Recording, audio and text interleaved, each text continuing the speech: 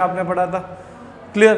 Then उस conductance के बारे में पढ़ने के बाद उसके बाद टाइप्स ऑफ कंडक्टेंस के ऊपर अपन चलते हैं। तो फर्स्ट जो मेनली टाइप्स ऑफ कंडक्टेंस के अंदर बात करते हैं तो सबसे पहला आता है आपके पास का स्पेसिफिक कंडक्टेंस, फिर आता है आपके पास क्या मोलर कंडक्टेंस, फर्स्ट आता है आपके पास क्या स्पेसिफिक कंडक्टेंस, सेकंड आता है आपके पास क्या मोलर कंडक्टेंस, एंड थर्ड आपके पास आता है आपके पास क्या सिंपल सा तुल्यांकी कंडक्टेंस, क्लियर। इन तीन कंडक्टेंस के ऊपर बात करेंगे अपन आज इस लेक्चर्स के अंदर, और उसके बाद कुछ न्यूमेरिकल क्वेश्चन के थ्रू अपन आइडेंटिफाई करेंगे क्या रिलेशंस होता है इन कंडक्टेंस का, ये आपस में कोरिलेट किस टाइप से होता है, clear. Now the start, the first is what, first conductance आपके पास क्या है विशिष्ट चालकता, विशिष्ट चालकता, क्लियर। विशिष्ट चालकता बोल सकते हैं, it is called also called what specific conductance, clear. और इस स्पेसिफिक कंडक्टेंस का जो रिप्रेजेंटेशन का जो सिंबल है इट इज व्हाट के, एंड दैट के इज प्रोनाउंशिएट बाय द कापा। इस के को अपन किससे प्रोनाउंशिएट करते हैं, अपन कापा से प्रोनाउंशिएट करते हैं, क्लियर। अगर इसकी डेफिनेशन की बात करो तो स्पेसिफिक कंडक्टेंस होता है क्या, सिंपल से आपके पास क्या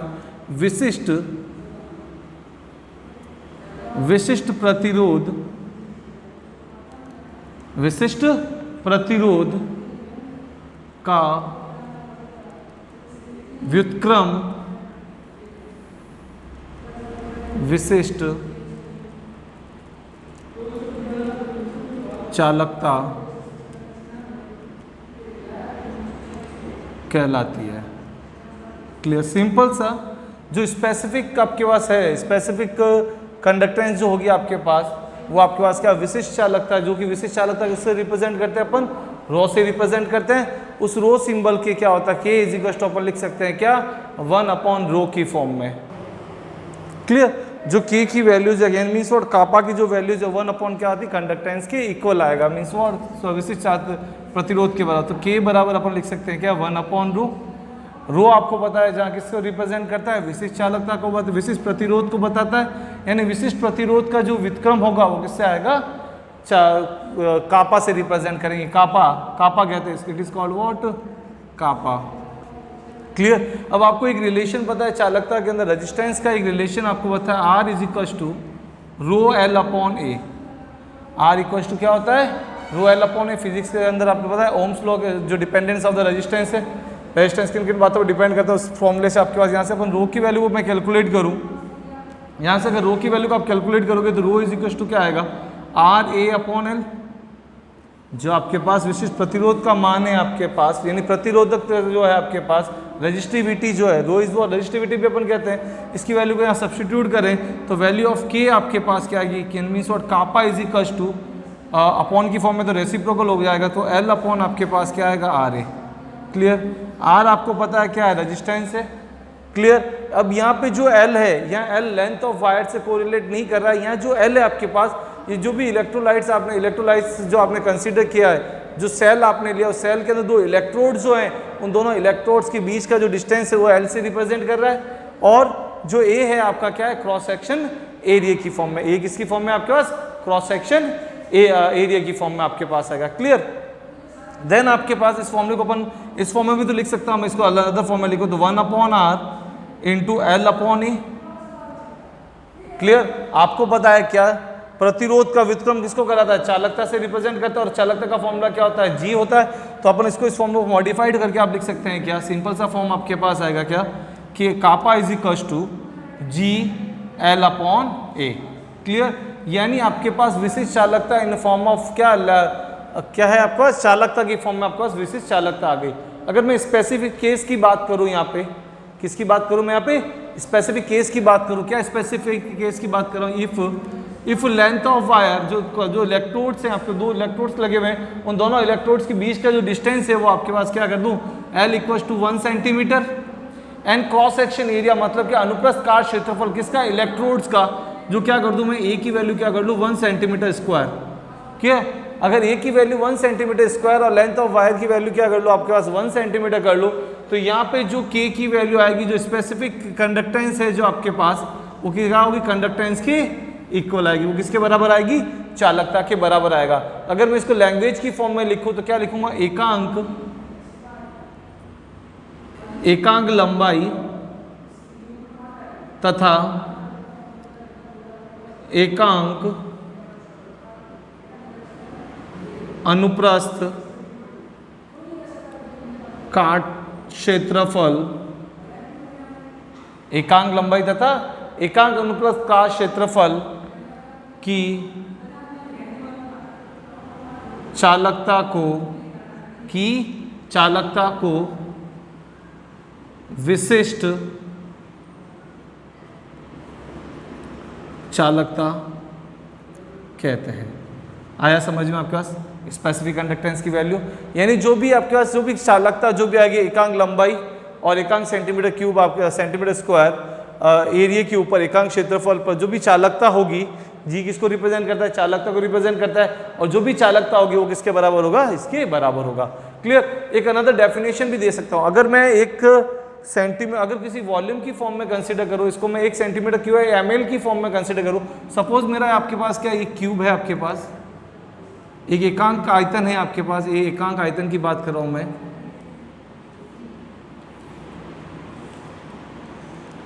क्लियर। ये आपके पास कोई भी है वायर्स की फॉर्म में, इसका जो वॉल्यूम है कितना है 1 सेंटीमीटर क्यूब। अगर इसको 1 सेंटीमीटर क्यूब भी कह सकता हूँ, या फिर मैं इसको क्या लग सकता हूँ, क्या 1 ml। अगर मैं इसको आयतन की फॉर्म में कंसीडर करूँ, इसका आयतन क्या कंसीडर करूँ, 1 ml मैं कंसीडर कर रहा हूँ, तो क्या कर सकता हूँ 1 सेंटीमीटर क्यूब आयतन या 1 ml में उपस्थित आयनों की कारण, इसके अंदर कितने नंबर ऑफ आयन्स होंगे उसके कारण जो कंडक्टेंस आपके पास आएगी उसको अपन क्या कहेंगे, विशिष्ट चालकता का बोलोगे। क्या बोलोगे, सिंपल सी डेफिनेशन क्या बनती है यहाँ पे, 1 सेंटीमीटर, क्या डेफिनेशन बनती है, 1 सेंटीमीटर क्यूब या 1 ml आयतन में आयनों की क्या नंबर ऑफ, कितने आयन्स हैं आपके पास, आयनों के कारण, नंबर ऑफ आयनों के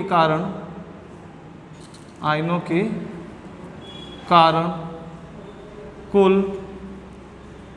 चालकता विशिष्ट चालकता कहलाती है। आया समझ में आपके पास। ये जो भी रिलेशंस हैं आपके पास कंडक्टेंस के, ये सारे रिलेशन एग्जाम्स में पूछे जाते हैं। किसमें पूछे जाते हैं, एग्जाम्स में पूछे जाते हैं। क्लियर। अगर मैं यहाँ से कापा की यूनिट्स की बात कर लूँ मैं, कि यूनिट ऑफ कापा आपके पास क्या होगा, तो यूनिट की बात करूँ मैं, स्पेसिफिक कंडक्टेंस की जो यूनिट्स होगी, तो आपको पता है, देखो रो की जो यूनिट होती है, रो की यूनिट्स क्या होती है, ओम इनवर्स, ओम, रो की यूनिट निकालो यहाँ से, आर यहाँ चला गया, R centimetre square upon centimetre, तो आर क्या आएगा, ओम मीटर, ओम मीटर आएगा आपके पास, क्या आएगा, ओम इंटू मीटर की फॉर्म में, किसकी फॉर्म में आ रहा है, ओम इंटू मीटर, सेंटीमीटर की फॉर्म में तो ओम इंटू सेंटीमीटर कर लेता सेंटीमीटर की फॉर्म में, और ये 1 अपॉन की फॉर्म में आ गया तो ओम इनवर्स सेंटीमीटर इनवर्स। तो यानी स्पेसिफिक कंडक्टेंस की जो यूनिट्स आपके पास आएगी वो क्या आएगी आपके पास, ओम इनवर्स सेंटीमीटर इनवर्स कह सकते हैं, या आप इसको ओम को आप इस फॉर्म में भी लिख सकते हैं, मोहो लिख सकते हैं। क्लियर। आप इसको ओम इनवर्स इस टाइम से भी लिख सकते हो, आप ओम इनवर्स सेंटीमीटर इनवर्स, या ओम को आप इस फॉर्म में भी लिख सकते हो, MHO, मोहो सेंटीमीटर इनवर्स। ये जो यूनिट है कई बार एग्जाम्स में पूछी जाती है कि स्पेसिफिक कंडक्टेंस की यूनिट्स क्या होगी, तो आपको स्पेसिफिक कंडक्टेंस की यूनिट्स पता होनी चाहिए। और स्पेसिफिक कंडक्टेंस होता क्या है, सिंपल सा, ये आपके पास थर्ड जो भी आपके पास वो 2 मार्क्स का क्वेश्चन आता है, आपको इतना कंटेंट आपके माइंड में रखना है। नेक्स्ट जो सेकंड पॉइंट आपके पास आता है वो क्या आता है आपके पास, मोलर कंडक्टेंस। क्लियर। क्या होता है मोलर कंडक्टेंस। चलिए, जो सेकंड टाइप ऑफ कंडक्टेंस है आपके पास, it is the second type of conductance. First आपके पास क्या थी, स्पेसिफिक कंडक्टेंस, और सेकंड टाइप ऑफ कंडक्टेंस है वो आपके पास क्या है, मोलर कंडक्टेंस। क्लियर।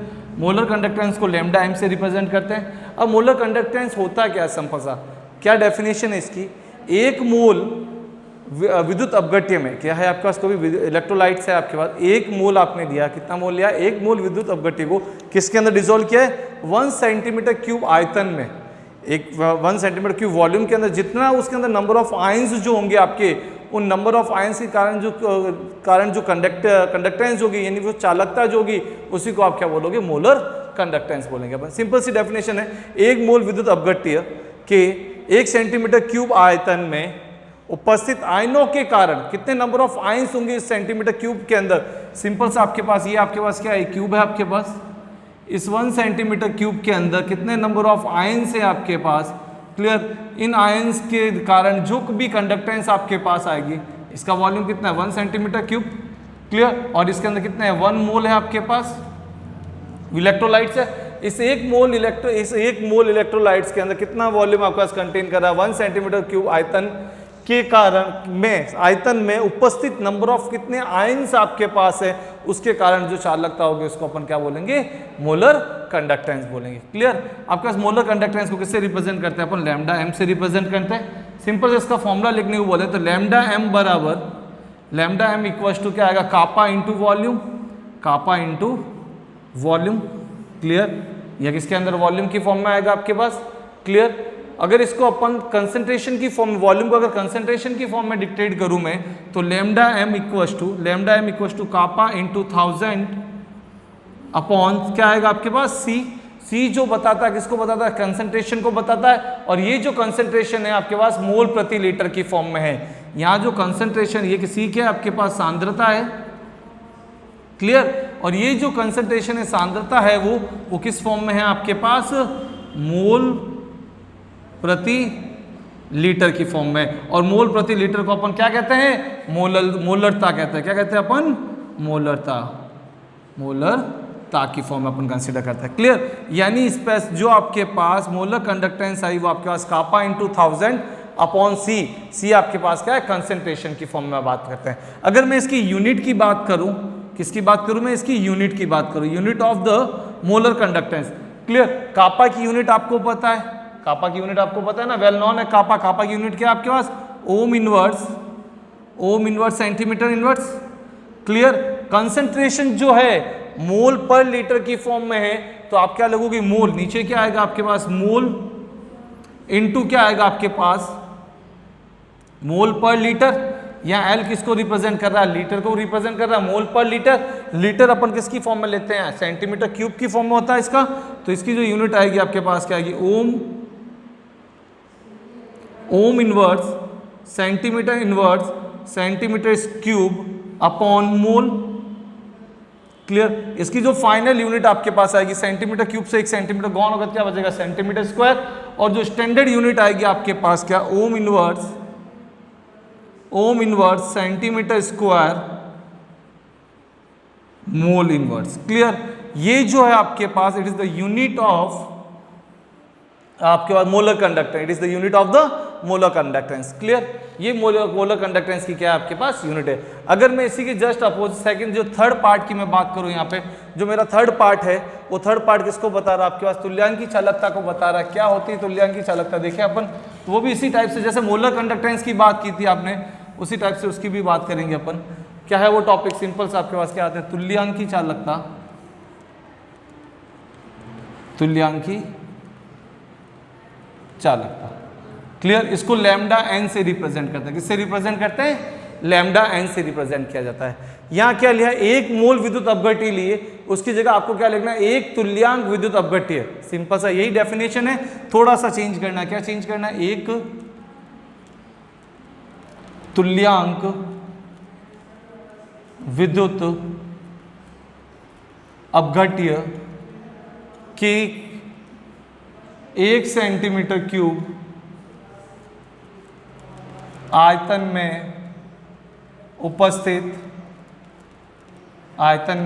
उपस्थित आयनों के कारण चालकता को, या आयनों के कारण चालकता तुल्यांकी चालकता कहलाती है। सिंपल सी डेफिनेशन है, जैसे मोलर कंडक्टेंस की डेफिनेशन है, वैसे ही आपके पास क्या है, तुल्यांकी चालकता की डेफिनेशन है। जिस टाइप से मोलर कंडक्टेंस का आपने फॉर्मूला यूज किया था, वहां से भी इसी फॉर्म में यहाँ पे भी वो फॉर्मूला आएगा, लैम्डा एन आपके पास फॉर्मूला आएगा, lambda N is equal to kappa into 1000, या कापा इंटू, पहले फर्स्ट ऑफ ऑल क्या लिख दे, कापा इंटू वी।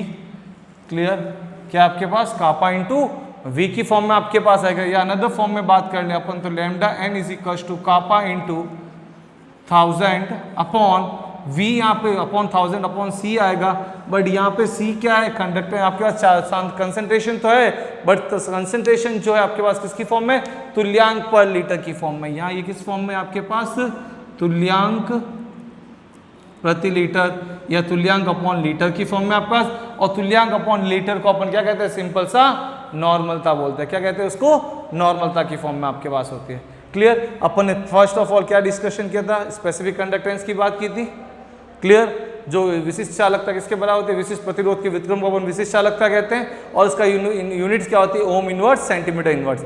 फिर अपन ने बात की मोलर कंडक्टेंस। मोलर कंडक्टेंस क्या होता है, सिंपल सा, एक मोल विद्युत अपघट्य के 1 सेंटीमीटर क्यूब आयतन में उपस्थित आयनों के कारण चालकता को अपन क्या कहते हैं, आपको मोलर चालकता। और फिर यहाँ तुल्यांक करना, एक मोल की जगह आपको क्या करना है, एक तुल्यांक के कारण जो चालकता होगी वो आपके पास इसके अंदर आती है। क्लियर। ओके, नेक्स्ट जो अपन पढ़ेंगे वो क्या करेंगे, नेक्स्ट जो टॉपिक आपका आएगा क्या, relation between the molar conductance then equivalent conductance. चलिए नेक्स्ट जो अपना टॉपिक है वो क्या आपके पास, specific conductance, molar conductance and equivalent conductance के बिटवीन रिलेशन। क्या होता है molar conductance and equivalent conductance के बिटवीन रिलेशन। सिंपल सा एक रिलेशन आपके पास आता है, किस फॉर्म में आता है, lambda n equals to lambda m upon NF। ये जो रिलेशन होता है, ये रिलेशन डिक्टेट करता है किसको, मोलर चालकता एंड तुल्यांक चालकता के बिटवीन रिलेशन को। क्या है, n लैम्डा n किसको रिप्रेजेंट करता है, तुल्यांक चालकता को, मोलर चालकता। और यहाँ पे ये जो NF है आपके पास, ये NF आपको n number of electron sharing को नहीं शो कर रहा है, और ना ये F फैराडे को शो कर रहा है। यहाँ पे जो NF है आपके पास, ये जो NF आपके पास है वो आपके पास संयोजी कारक कह सकते हैं अपन, या संयोजकता कारक भी कह सकते हैं इसको। ये जो NF आपके पास है, ये NF क्या कहलाता है, संयोजी कारक, संयोजी कारक या संयोजकता कारक। क्लियर। ये संयोजी कारक या संयोजकता कारक कहलाते हैं। ये संयोजी कारक या संयोजकता कारक होते क्या है, सिंपल सा, या तो देखते हैं अपन कितना number of H plus ion है आपके पास, या कितना number of OH minus ion है, या उसकी क्या देखते हैं अपन, संयोजकता देखते हैं। क्या देखते हैं, संयोजकता, यानी उसकी वैलेंसी कितनी है। क्लियर। उस वैलेंसी के थ्रू आपके पास ये वैल्यूज कैलकुलेट होती है। फॉर एग्जाम्पल मैं कंसिडर कर रहा हूँ, फर्स्ट एग्जाम्पल मैं कंसिडर कर लूँ फॉर HCl ले लेता हूँ। फर्स्ट ऑफ ऑल आपके पास HCl लिया मैंने, अगर इसके HCl के लिए अगर मेरे को इसकी वैल्यू क्या है, इसकी मोलर कंडक्टेंस है, उसके लिए कैलकुलेट करना है, तो सिंपल सा मेरे को पता है कि HCl जो ब्रेक होगा किस फॉर्म होगा, H प्लस और Cl प्लस माइनस की फॉर्म में। क्लियर। या नंबर ऑफ पॉजिटिव आयन और नंबर ऑफ नेगेटिव आयन कितना है, 1 1 है आपके पास। तो इसके लिए जो NF की जो वैल्यू होगी, मीन तो संयोजकता जो होगी इसके लिए क्या होगी, 1 1 होगी आपके पास। तो सिंपल से इसकी जो वैल्यूज अपन कैलकुलेट करें फॉर NaCl, तो lambda n is equal to क्या वैल्यूज आएगी आपके पास, लैम्डा m अपॉन NF की वैल्यू इसके लिए क्या है आपके पास, इस क्वेश्चन के लिए, प्रॉब्लम के लिए NF की वैल्यू क्या आपके पास 1 है, तो यहाँ 1 की वैल्यू। तो इस कंडीशन में जो आपके पास जो है lambda n values is equal to the lambda m value, it means what, आपके पास वो molar conductance and specific conductance की जो एग्जैक्ट वैल्यूज है वो क्या आएगी आपका, for in the case of what, NaCl case के अंदर। क्लियर। अनदर एग्जांपल भी कंसीडर कर लो, फॉर एग्जांपल H2SO4। क्लियर। यहाँ H2SO4 को जैसे आप ब्रेकआउट करोगे किस फॉर्म में ब्रेक होगा, ये H2SO4 को आपने ब्रेक किया तो क्या होगा, 2H plus and plus SO4 2 minus की फॉर्म में। क्या है आपके पास, SO4 2 माइनस। क्लियर। यहाँ से आपको आज देखते ही पता चल रहा है कितना हो रहा है आपके पास, नंबर ऑफ आयंस कितने हैं, 2 है, मीन्स कोवैलेंसी से आपके पास संयोजकता कितनी, इसके पास 2 आ रही है, मीन्स और NF की वैल्यू इसके लिए आपके पास क्या होगी, NF वैल्यू आके आ रही है आपके पास 2। क्लियर। तो यहाँ वैल्यू फाइंड कर दे तो lambda n is equal to lambda m upon क्या आ जाएगा आपके पास, सिंपल सा 2 आपके पास आ गया। क्लियर। एक फर्दर न्यू एग्जाम्पल, एक और एग्जाम्पल अपन कंसिडर कर ले, तो क्या है वो एग्जाम्पल, सिंपल सा एग्जाम्पल है आपके पास, क्या फॉर एग्जाम्पल Sb2S3 मैंने कंसीडर कर लिया, क्या Sb2S3 मैंने कंसीडर किया। जैसे ही Sb2S3 को आप ब्रेकआउट करेंगे, अपन इसको आयनाइज की फॉर्म में अपन ब्रेक करेंगे, तो क्या बनेगा आपके पास, Sb3 plus H2 minus, plus 3 और 2 माइनस को बैलेंस करना है आपको। तो इसको बैलेंस करने के लिए आपने इसको किससे मल्टीप्लाई किया, 2 से, और इसको किससे मल्टीप्लाई किया, 3 से। अब यहाँ पे टोटल नंबर ऑफ आयंस कितने, यहाँ पे 6 प्लस और 6 ही क्या आपके पास माइनस आयन है। तो अब इसके अंदर क्वेश्चन बच्चे यहाँ पे सबसे ज़्यादा मिस्टेक्स क्या करते हैं, यहाँ पे जो एन की वैल्यू है वो मैक्सिमम बच्चे क्या कर लेते हैं, 3 कंसीडर कर लेते हैं कि सर एस बी पे एंटीमनी जो एस बी जो है आपके पास इसके ऊपर जो चार्ज हो कितना +3 है, तो ये तो +3 आना चाहिए। बट जब बैलेंसिंग करते हैं तो उसके अंदर आयंस का बैलेंस करना रिक्वायर जरूरी होता है, तो बैलेंस नहीं है, तो यहाँ क्या कंसीडर करेंगे अपन +6 कंसीडर करेंगे। तो इसके लिए lambda N is equal to आपके पास क्या आएगा, लैम्डा एम अपॉन आपके पास कितना आ जाएगा, 6 आ जाएगा। आया समझ में? किस टाइप से इस रिलेशन के थ्रू अपन ये एग्जाम के अंदर न्यूमेरिकल फॉर्म में या शॉर्ट क्वेश्चन की फॉर्म में ऐसा क्वेश्चन आपके पास पूछा जाता है। फॉर एग्जांपल आप एक और एग्जांपल कंसीडर कर लें, AlCl3 ले लें, एल्यूमिनियम ट्राइक्लोराइड ले लो आप। For example AlCl3 aluminium trichloride है आपके पास, जब इसको ब्रेक करोगे क्या बनेगा, Al + 3Cl माइनस आपके पास आएगा, क्या बनेगा आपके पास 3Cl माइनस। इसके लिए NF की वैल्यू आपके पास क्या होगी, स्मॉल NF की वैल्यू सिंपल सा, इसके लिए NF की वैल्यू क्या हो गया आपका 3 हो गया, तो इसके लिए इसको कैलकुलेट कर दो, lambda n is equal to lambda m upon 3 की फॉर्म में। क्लियर? आया समझ में आपको ये सारा रिलेशन, क्या है रिलेशन और किस टाइप से इसके ऊपर एग्जाम में क्वेश्चन पूछा जाता है। बट मेन जो याद रखने वाली इस प्रॉब्लम्स के अंदर वो क्या है आपके पास, NF की वैल्यू। NF को अपन n को number of transfer of electron नहीं कह सकते, संयोजी इलेक्ट्रॉन नहीं कह सकते, और यहाँ पे जो F है आपके पास फैराडे की वैल्यूज नहीं, 1 फैराडे की वैल्यूज आपके पास नहीं है। यहाँ जो NF की वैल्यूज हो किसको डिक्टेट कर रही है, उसकी संयोजी कारक को या संयोजकता को, या फिर उसकी जो OH माइनस कितने हैं, H माइनस कितने हैं आपके पास, OH माइनस की वैल्यू पे डिपेंड करता है। क्लियर? नेक्स्ट जो आपका टॉपिक स्टार्ट होता है वो क्या है आपके पास, सेल कांस्टेंट, सेल नियतांक क्या होता है। चलिए नेक्स्ट टॉपिक आपका क्या है, सेल कांस्टेंट की बात कर रहे हैं अपन। सेल कांस्टेंट मतलब क्या, सिंपल से इसको डिनोट किया रिप्रेजेंट किया जाता है किससे, G* से। अगर सेल कांस्टेंट को आपको समझना तो एक छोटा सा डायग्राम बताता हूँ आपको। इलेक्ट्रोलाइटिक सेल है, सपोज ये आपके पास, ये आपके पास क्या है, कोई भी इलेक्ट्रोलाइटिक सेल है। क्लियर? इस इलेक्ट्रोलाइटिक सेल में क्या है, सिंपल से 2 इलेक्ट्रोड्स लगे हुए हैं, एक ये इलेक्ट्रोड्स है और एक दूसरा इलेक्ट्रोड्स है, एक एनोड है दूसरा कैथोड, और इसके बिटवीन क्या कर रहे हैं, करंट का फ्लो करा रहे हैं अपन। क्लियर? सिंपल सा। ये जो है ये जो वायर है आपके पास इलेक्ट्रोड्स है, इलेक्ट्रोड्स का क्रॉस सेक्शन एरिया क्या होगा, स्मॉल l, और इन दोनों सेल के बिटवीन की जो डिस्टेंस आएगी आपके पास क्या आएगी, स्मॉल l आएगी आपके पास। क्लियर?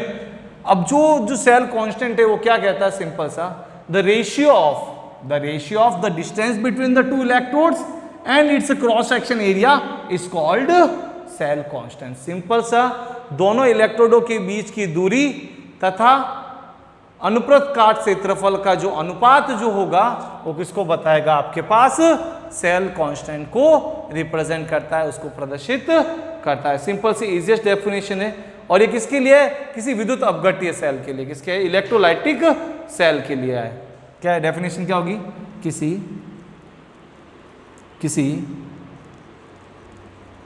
विद्युत अपघटनीय बोले, विद्युत अपघट्य सेल में दोनों इलेक्ट्रोडों के बीच की दूरी तथा अनुप्रस्थ काट के क्षेत्रफल का अनुपात सेल नियतांक कहलाता है। उसको क्या कहते हैं अपन, सिंपल सा सेल कांस्टेंट कहते हैं। क्लियर? अगर इसको रिप्रेजेंट करें तो कैसे लिखेंगे, G* is equal to L/A। G* की वैल्यू किसकी इक्वल आएगी, L/A की आ रही। क्लियर? अगर आप इलेक्ट्रोलाइट से अगर आप चेंज कर ले, सेल कोई भी चेंज करें और के बीच की जो इलेक्ट्रोड्स के बीच की जो डिस्टेंस वो चेंज नहीं करें और क्रॉस सेक्शन एरिया को चेंज नहीं करें, तो आपके पास सेल कांस्टेंट की वैल्यू कभी भी चेंज नहीं होगी। क्लियर? इसका मतलब क्या हुआ, सेल कांस्टेंट की जो वैल्यूज है वो आपके पास क्या है, इंडिपेंडेंट वैल्यूज है, कांस्टेंट वैल्यूज जो किसी के ऊपर भी डिपेंड नहीं करता है। क्लियर? अगर सेल कांस्टेंट को फर्दर अनदर फॉर्म में अपन रिप्रेजेंट करना चाहें तो आपको पता है क्या, सिंपल सा R इज इक्वल टू आप क्या लिख सकते हैं, ρL/A लिखते हो आप, तो यहाँ से आपके पास फॉर्मूला आ गया। सिंपल सा क्या फॉर्मूला जनरेट होगा, R/ρ, क्या फॉर्मूला बनेगा, R/ρ is equal to L/E। R/ρ equal to क्या बनेगा आपके पास, L/E। तो ये L/A की वैल्यू को अपन रिप्लेस कर दे सकते हैं, किससे रिप्लेस करते हैं, G* इज इक्वल टू क्या वैल्यू आएगी आपके पास, G star equals to R upon rho की फॉर्म में, यानी जी स्टार की जो वैल्यूज आ रही है आपके पास किस फॉर्म में आ रही है, आर अपॉन रो की फॉर्म में। अपन ये भी कह सकते हैं, क्या डेफिनेशन कह सकते हैं, किसी भी सेल में जो विद्युत अपघट्य के प्रतिरोध तथा, ये क्या है, किसी भी सेल में विद्युत अपघट्य है आपके पास, उस विद्युत अपघट्य का प्रतिरोध और उसका विशिष्ट प्रतिरोध का जो अनुपात होगा वो भी किसको बताता है, सेल नियतांक को बताता है। तो अपन लिख सकते हैं डेफिनेशन, एक और डेफिनेशन आपके पास क्या बन गई, किसी विद्युत अपघट्य सेल में या विद्युत अपघट्य के प्रतिरोध तथा विशिष्ट प्रतिरोध का अनुपात